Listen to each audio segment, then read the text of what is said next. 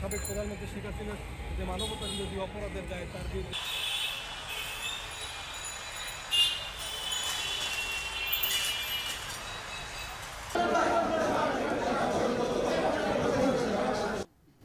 যদি কেউ অপরাধ করে, মানবতা বিরোধী অপরাধ করে, তাদেরকে সঠিক পন্থায় বিচারের মুখোমুখি করা হবে এবং তাদের আইন অনুযায়ী যে প্রাপ্য সেটা তাদেরকে বুঝিয়ে দেওয়া হবে। সেই প্রক্রিয়ায় আমরা একটা দীর্ঘ যাত্রা শেষ করেছি। আমরা এখন চূড়ান্ত পর্বে উপনীত হয়েছি।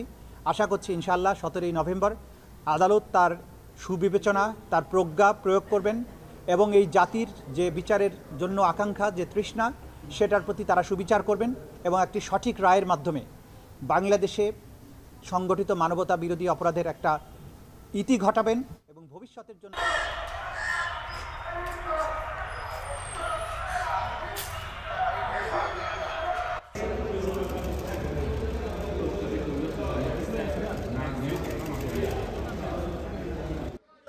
সতেরো তারিখে দিন ধার্য হয়েছে রায়ের জন্য। আমি আমার প্রত্যাশা আমার ক্লায়েন্টরা খালাস পাবে, এটা আমি বিশ্বাস করি, আমার প্রত্যাশা এটা।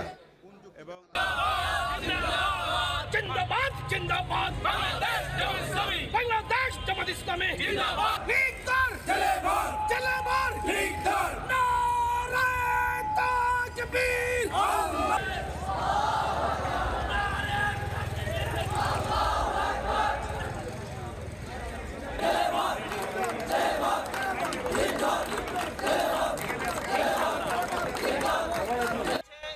জনগণের জনমাল নস্যাৎ করার জন্য, ধ্বংস করার জন্য, ধ্বংসাত্মক কার্যক্রম চালানোর জন্য তারা হুমকি দিয়েছে। আমরা জনগণকে সাথে নিয়ে তাদের সেই ফ্যাসিস্ট হুমকিকে প্রতিহত করার জন্য এখানে এসেছে।